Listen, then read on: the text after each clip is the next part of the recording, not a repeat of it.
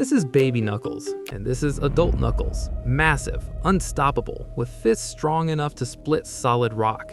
Between these two versions lies a path of strength, mistakes, and constant trials. And today I'm simulating what would happen if you raised Knuckles as a pet from scratch.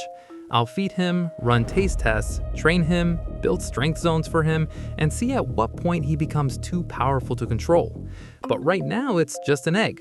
It lies on the table in front of me and feels heavier than it should.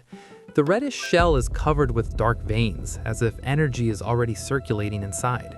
Every now and then, the egg gives a slight vibration. Not shaking, but short, firm jolts, like someone inside is testing the world's durability. And each jolt sounds dull and heavy, like a tiny punch from within. After a few minutes, the first crack appears, then a second. The shell splits open and out rolls a tiny red bundle with soft quills and miniature gloves. He's small enough to fit in the palm of my hand, but his gaze is already serious. He tries to stand, takes a step, and falls because he miscalculated his strength. He gets up again, clenches his fists, and takes a second step, more confident this time. Even now, it's clear he's not just a cute baby. During the first few hours, he simply explores the house, slowly walking across the floor, tapping his little fist against the wall, the chair leg, the door. It's like he's testing what can withstand his punch. Eventually, he gets tired and falls asleep right on the carpet by the window, where the sunlight keeps it warm. No cages, no restrictions. He lives with me in the house like a true little warrior, choosing for himself where to rest. When he wakes, the first tasting begins. I sit down in the kitchen, take a small fork, and carefully spear a piece of smoked steak with a light caramelized crust. He watches the fork closely as if assessing a threat, then cautiously takes a bite. 1 second of silence and his eyes widen. He chews quickly and leans forward, demanding more. Meat is clearly his element. Next, I give him something unexpected. A slice of mango with chili, sweet and spicy at the same time. At first he grimaces, his tongue unsure of what's happening, but then a spark of excitement flashes in his eyes. He finishes the piece and suddenly slams his fist against the table from the surge of energy. It seems like he enjoys the spice, as if an extra fire ignites inside him. Then comes a piece of dark chocolate with sea salt. He sniffs it, takes a cautious bite, and freezes. It's not me, not spicy, but the sweetness triggers a strange reaction. He starts pacing in circles as if trying to process this new energy. Then he suddenly stops and throws a small practice punch into the air. Apparently, sugar gives him a boost too. And then that moment I realized, every meal isn't just food, it's fuel for future strength. He's still small, he still stumbles, he still looks harmless, but with every bite, with every day, his steps grow heavier and his gaze more serious. And if he can already crack a kitchen tile with an accidental punch, I can't even imagine what comes next. On the third day, I decided to test which food truly suits Knuckles. Not sweets, not ordinary meat. He needs energy that matches his character. I sat across from him in the kitchen, took a small fork, and placed the first experiment on the plate. A thin slice of red-hot pepper. Bright, glossy, with a sharp aroma. He watched it carefully, as if he understood this was something serious. He took a cautious bite. A second of silence. Then his eyes widened and his breathing grew deeper. The heat clearly hit hard, but he didn't back down. He chewed it all the way through, clenched his fists, and exhaled sharply. In that moment, he didn't run around the kitchen or panic. He stood still, as if a fire had ignited inside him. A few seconds later, he walked up to the wall and delivered a short, powerful punch. The tile cracked. Next, I gave him a roasted red jalapeno with a smoky flavor. This time, he didn't hesitate. He bit into it immediately, faster. The reaction was different. His movements became sharp, almost explosive. He jumped onto the couch, pushed off, landed hard, and slammed his fist against the floor so forcefully the surface trembled. It was a pure surge of strength, but still without full control. For the third test, I prepared a sauce based on chili and smoked paprika, adding a touch of salt. I dipped a piece of meat into it and held it out to him. He tasted it and froze. This wasn't just spicy, it was a deep warmth that seemed to spread through his entire body. His breathing steadied, his stance became more grounded. He walked outside on his own without a command, approached the concrete block, and struck it. Not wildly, precisely. A crack appeared on the surface, and he didn't lose his balance. That's when I understood. Spice is his fuel. Red pepper doesn't just ignite aggression in him, it focuses it. With every bite, his gaze grows harder, his movements shorter and more precise. He's no longer the baby who fell after his first step. His shoulders have grown broader, his fists heavier, and his punches calculated. And in that moment, I realized, he doesn't just need a playground, he needs a full outdoor training arena. If spicy pepper has become his fuel, then that energy has to go somewhere. Otherwise, the house won't stand for long. I cleared out the back part of the yard and began rebuilding the space. I removed the soft grass and laid down dense rubber flooring so the ground could withstand impacts. Around the perimeter, I installed heavy metal posts. Between them, I hung punching bags of different densities, one softer for speed, another filled with sand, and the third packed with rubber granules for rebound resistance. In the center, I mounted a massive steel plate fixed on shock absorbers. This was meant to be his rock, a surface that wouldn't crumble after the first hit. Nearby, I stacked concrete blocks, wooden beams, and old car tires. None of it was decoration, it was resistance. When Knuckles stepped into the yard and saw the new zone for the first time, he didn't rush to punch anything. He circled it slowly, touched the steel plate, pushed one of the bags, tested the stability of the posts. It wasn't excitement, it was a battlefield assessment. The first series of punches went to the lightest bag, short, fast strikes with barely any windup. The bag swung harder and harder, and Knuckles began moving with it, circling, changing angles, striking from the side. This wasn't just strength anymore, it was coordination. Then he switched to the heavy sandbag. The first hit, dull. The second, stronger. On the third, the bag flew backward, but he didn't lose balance. He stepped forward and delivered 2 more punches in a row. The sand inside shifted, and the fabric stretched to its limit. I barely had time to step aside when he turned toward the steel plate. He took a deep breath, clenched his fists, and struck. The sound was sharp and metallic. The plate shuddered on its shock absorbers. He didn't stop. Another hit, and another. On the 4th strike, a dent appeared on the surface. He began moving faster. Jump onto a tire, push off, mid-air strike to the bag. Land, pivot, short combo into the steel plate. His body no longer looked childish. His shoulders had broadened, his movements were compact and efficient. Not a single wasted step. Then he picked up a concrete block. Before, he would have tried to smash it immediately. Now, he set it upright, stepped back, and delivered a precise strike to the center. The block cracked. One more strike, and it split clean in half. Knuckles didn't shout, didn't celebrate. He simply moved on. The training shifted into speed mode. I set a timer.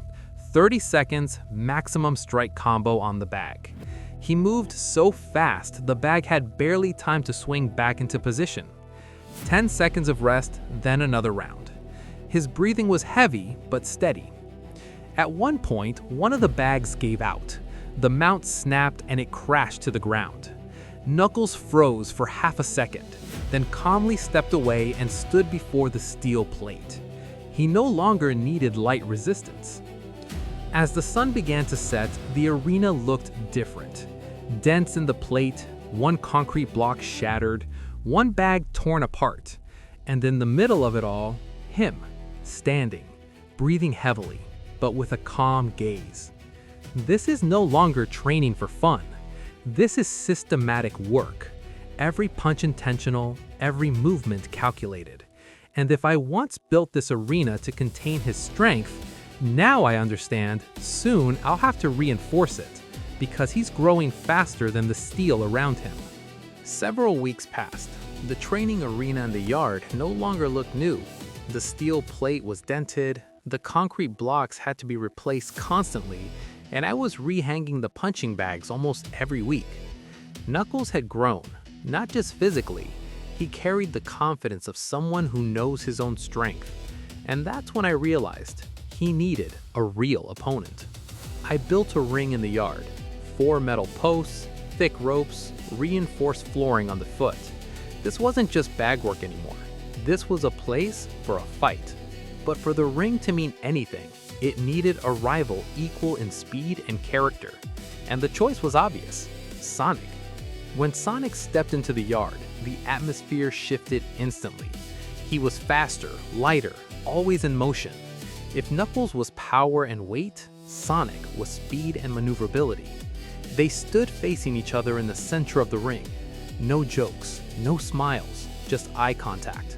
The first round began with Sonic's movement. He launched forward so fast the air whistled. He circled Knuckles from the side, trying to land a quick strike and bounce away. But Knuckles didn't spin aimlessly. He turned his torso, cut the angle, and tried to catch the timing. The punch missed, but Sonic already understood this wouldn't be easy. Sonic started playing with distance, quick touches, short strikes, attempts to wear him down. Knuckles took a couple of light hits, but didn't lose his stance. He didn't chase speed, he waited. And when Sonic came in just a little too close, Knuckles stepped forward and delivered a short hook. The ropes of the ring trembled from the force of contact. The second round grew harsher. Sonic pushed his speed even further. He began circling the ring almost in a full arc, creating the illusion of multiple angles at once. But Knuckles wasn't watching the motion, he was watching the center. And in one moment, when Sonic tried to slip behind him, Knuckles pivoted sharply and intercepted his path. A true exchange erupted, speed against power, lightness against weight. For several seconds, the ring hummed with impact. But the difference began to show. Every punch from Knuckles wasn't just strong, it slowed Sonic down. The ropes shook, the floor creaked beneath them. In the decisive moment, Sonic attempted a final burst of acceleration. He pushed off the ropes, built maximum speed, and charged head-on. Knuckles stood still until the very last second. Then he stepped forward and poured all his accumulated strength into one straight punch. The impact was heavy and thunderous. The air seemed to tear apart. Sonic was thrown back into the ropes and dropped to one knee. Silence hung for a second. Knuckles didn't follow up. He stood there, breathing hard but steady. The referee counted. Sonic rose, but it was clear the advantage was no longer his. The final exchange didn't last long. Knuckles worked cold and controlled. Not a wasted step, not a wasted motion. When Sonic attempted one last maneuver, Knuckles intercepted him and drove him into the ropes with a series of short, precise strikes. The ring trembled, and the fight was stopped. Knuckles won. He didn't shout, didn't celebrate. He simply stood in the center of the ring, fists lowered, breathing heavily. There was no anger in his eyes, only certainty. He had traveled from a tiny hatchling who fell after his first step to a fighter capable of defeating the fastest opponent. And in that moment, I understood. The experiment was complete. I didn't just raise a pet. I raised a force that proved its dominance in the ring. And now the question isn't whether he can win. The question is, who would even dare to step in against him next? The victory over Sonic was not the end of the story. It became the point after which everything turned serious. The yard no longer felt like a playground. Knuckles trained in silence, without emotion, without outbursts. His punches grew quieter but heavier. The metal plate bent deeper, the concrete blocks cracked faster. He didn't take joy in destruction, he refined precision. And at that moment, a new challenge appeared: Shadow. He didn't arrive loudly, he simply stood in the evening shadows at the edge of the yard, motionless, his gaze cold. There was no demonstrative strength in him, he radiated control. If Knuckles was pressure and mass, then Shadow was concentration and chaos compressed into a single point. The preparation changed. For Knuckles, I reinforced the training hall. The light bags were removed entirely. I added weighted chains for striking, tightened the ring ropes, replaced the flooring with something denser. Training now went in rounds. 2 minutes of non-stop work. Combinations, pivot, slip, combinations again. A short pause, then back into it. He learned to operate under pressure without losing his breath. Nutrition became part of the strategy as well. Before training, I gave him baked red-hot chili peppers with salt and smoked paprika. He ate calmly, without the old flair of intensity, then meat in thick chili sauce to heat the body from within. No sweetness, no excess energy, only heat that sharpened focus. His gaze grew deeper, his movements shorter and more economical. Shadow trained separately. He didn't strike heavy plates, he worked on speed. Bursts, instant direction changes, brief disappearances. His punches were almost invisible. He trained in darkness, using shadow as an ally. His diet was different. High cacao dark chocolate, strong coffee, sugar-free energy bars. He didn't ignite fire, he gathered it inside, turning it into cold energy. Fight day arrived without noise. The ring was reinforced with additional supports. The ropes were pulled tighter. Extra cushioning was placed beneath the canvas, because it was clear this bout would be more powerful than the last. When they stood at the center, the air itself seemed denser. Knuckles, massive, grounded. Shadow, tense, focused. No words, just eye contact. The signal sounded and Shadow vanished first. A burst to the side, a strike from the flank. Knuckles blocked, barely turning in time. The second hit came from the opposite angle. Shadow wouldn't allow a rhythm to form, shifting angles, appearing at unexpected points. Knuckles answered with force, trying to close the distance. One of his heavy hooks missed by inches, making the ropes tremble. The fight accelerated. Shadow began combining speed with teleportation, appearing behind him, a short strike to the body, disappearance. Knuckles seized a moment and landed a powerful straight to his opponent's chest. Shadow flew back into the ropes but instantly regained his stance. No panic, no wasted movement. The third round became decisive. Shadow activated chaos energy and his movements blurred. He attacked in combinations, shifting height and tempo. Knuckles held his ground, responded, but more and more his heavy blows met empty air. He tried to end it with one decisive lunge, step forward, rotation, all his weight driven into his fist. But Shadow vanished in the final fraction of a second, and reappeared at his side. A series of short, precise strikes to the body, a final straight down the center. The air seemed to rupture. Knuckles took one step back, then another. The ropes caught his weight. He tried to steady himself, but his breathing broke. The referee began the count. Knuckles rose to one knee. There was no anger in his eyes, only understanding. He looked at Shadow, who stood calmly, without triumph, without gesture. The fight was stopped. Shadow won.